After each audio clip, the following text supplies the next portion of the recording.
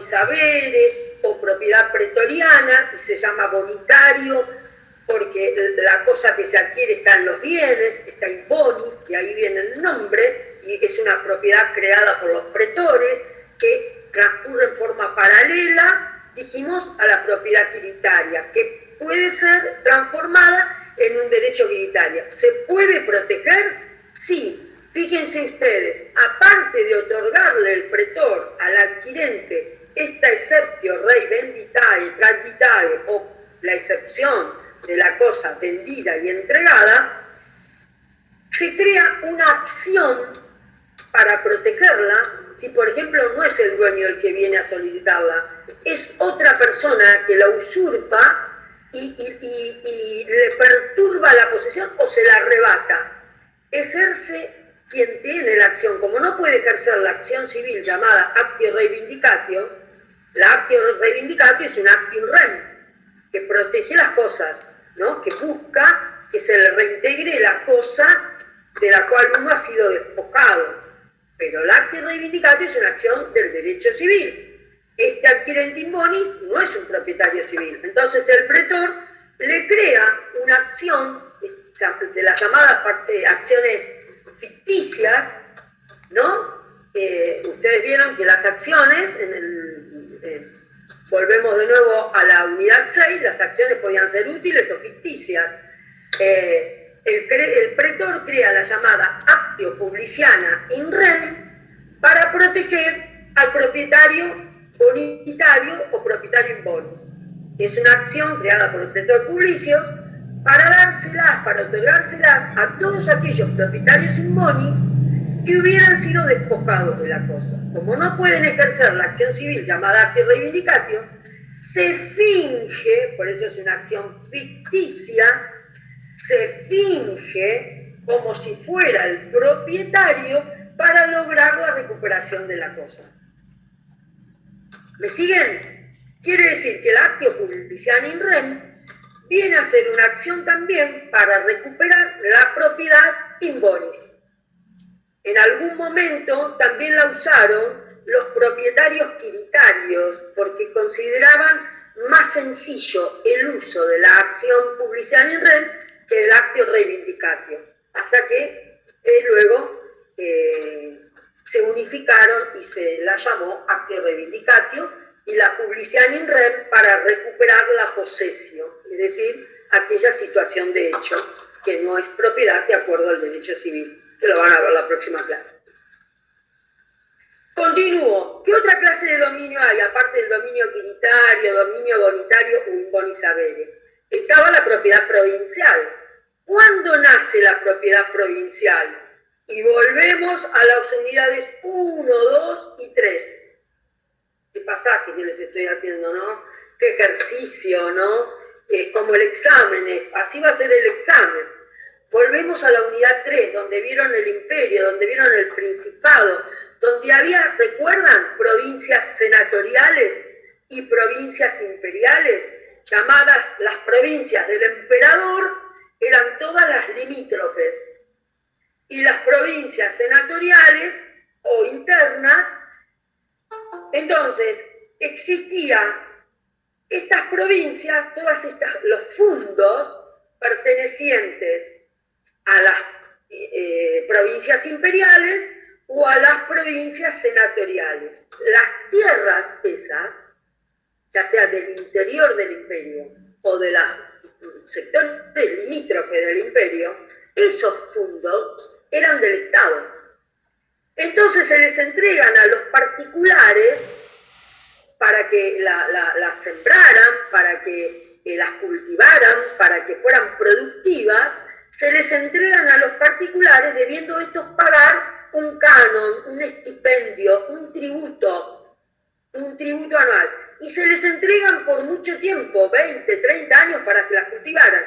Estos fundos eran los llamados fundos provinciales. Luego, todas estas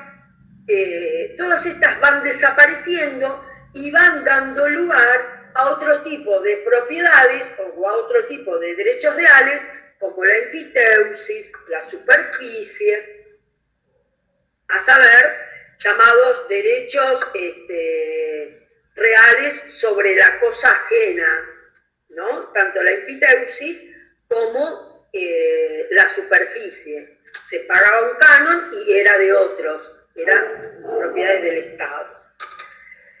Bien, y por último tenemos la llamada propiedad peregrina. Ya vamos a ver después cómo desaparecen estas cosas. ¿Qué es la propiedad peregrina? ¿A qué alude la propiedad peregrina? A la propiedad de los peregrinos. Los peregrinos pueden usar el derecho civil romano. No. Pueden adquirir tierras y podían adquirir tierras, pero usando su propio derecho o el jus gentium. A esto se lo llama propiedad peregrina, todo lo que ellos adquirieran usando la ley personal que les correspondía o el jus gentium si estaban dentro del territorio romano. Tanto estas derechas, tanto la propiedad civil como la propiedad peregrina, ¿cuándo van a desaparecer? Y va a existir un solo tipo de propiedad, donde ya no tiene sentido hablar de propiedad civil o propiedad peregrina. ¿Cuándo desaparece? Desaparece cuando volvemos a las unidades 3 y 2, cuando se dicta la Constitución Antoniniana de Caracalla, la del 212, donde todos los hombres libres del imperio pasan a ser ciudadanos romanos. Entonces ya no tiene sentido distinguir entre propiedad civil y propiedad peregrina, porque son todos ciudadanos romanos. Entonces hay un solo tipo de propiedad. ¿Entendieron estas clases de propiedad que hay? Va a formar parte de algún caso todo esto. ¿Se entiende? ¿Puedo seguir? No escuché bien la Constitución, profe. ¿Qué Constitución? La Constitución. Lo que se adquiere, no lo que se transmite, sino lo que se adquiere. Entonces, el programa exactamente habla de modos de adquirir del derecho civil y del derecho de gentes. ¿Qué significa esto? ¿Cómo se adquiere la propiedad? ¿Cómo uno pasa a ser propietario utilitario? O propiedad in bonis, o propietario peregrino. ¿Cómo se adquiere? Cayo habla de dos modos de adquisición, del derecho civil y modos de adquirir del derecho de gentes. Luego esta clasificación cae en desuso. Las doctrinas más modernas ya hablan de modos originarios, lo van a ver esto en el Código Civil y Comercial, modos originarios y modos derivativos de adquirir. Incluso Justiniano habla, ya no se habla más de modo de adquirir el derecho civil y el derecho de gente. ¿Por qué? Porque con la Constitución Antoniniana de Caracalla no había civiles y peregrinos, ya eran todos iguales, eran todos ciudadanos romanos. Pero sin embargo, en la clasificación gallana se habla de modos de adquirir del derecho civil y modos de adquirir del derecho de gentes. Justiniano, modos originarios, modos derivativos. Vamos específicamente a hablar de la gallana, que es la que nos interesa en este marco, en este mundo del derecho romano. Después les explico rápidamente la otra clasificación. Modo de adquirir el derecho civil, ya hemos visto. La usucapio es un modo de adquirir el derecho civil, vimos, ¿no? ¿Qué es esto de la usucapio? Dijimos que era adquirir por la posesión pacífica del transcurso del tiempo, de 2 años para las cosas inmuebles, de 1 año para las cosas muebles. Esto se llama usucapio, la adquisición de la propiedad por el transcurso pacífico del tiempo, gozando y disfrutando de esa cosa pacíficamente. 1 año para las cosas muebles, 2 años para las cosas inmuebles. Justiniano establece 10 años para las cosas inmuebles entre los presentes y 20 años entre ausentes, dijimos, ¿no? Que luego la llamó prescriptio longi temporis, que esto es del derecho de gentes. ¿Qué otra forma del derecho civil? La iure cessio, dijimos, esta transmisión que se hace in iure, o sea, ante el magistrado, donde el magistrado le entrega al adquirente, al que está in iure, al que fue vencido, al que venció en un juicio, le entrega la cosa por la cual fue a reclamar en un juicio, in iure. ¿Qué otras formas hay de adquirir en el derecho civil? La mancipatio, esta forma de transmitir la res mancipi, ¿se acuerdan? La del libripens, los 5 testigos, el cobre y la balanza. Esto se llama mancipatio, negocio formal y solemne. Otra forma de adquirir el derecho civil, la adjudicatio o adjudicación de cosas. ¿Cuándo hay adjudicatio o adjudicación de cosas?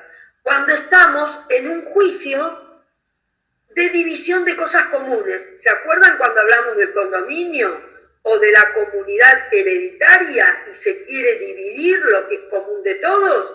Entonces se adjudica, el pretor en juicio hace una adjudicatio, una división de cosas comunes y le adjudica a cada uno lo que le corresponde. Esto es la adjudicatio.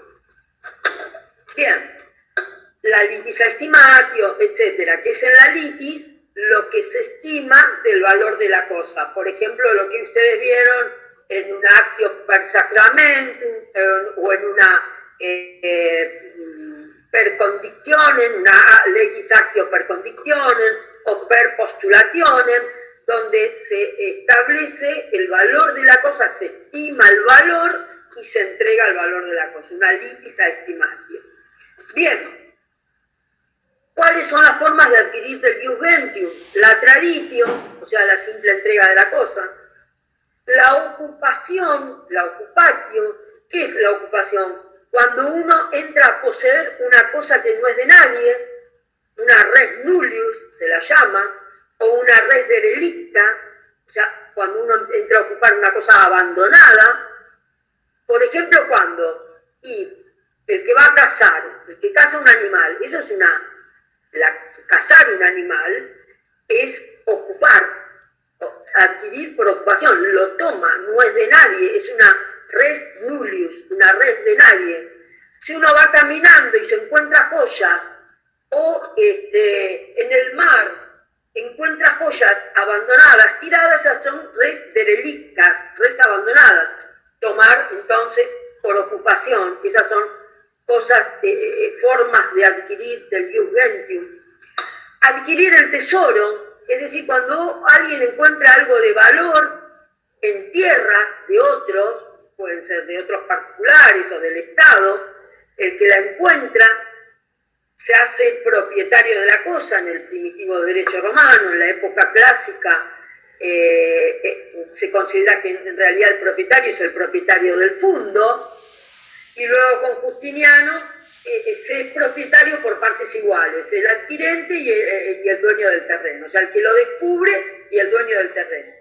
Estas son formas de adquirir del ius gentium. La ocupatio, la adquisición del tesoro, la traditio, la prescriptio longi temporis, son formas de adquirir del ius gentium. Y rápidamente les voy a decir qué es esto de la adquisición originaria y derivativa, porque hoy en nuestro Código Civil y Comercial, la mayoría de los códigos modernos, hablan de esto. Miren qué sencillo que es. ¿Qué es una adquisición originaria? Cuando no hay un transmitente.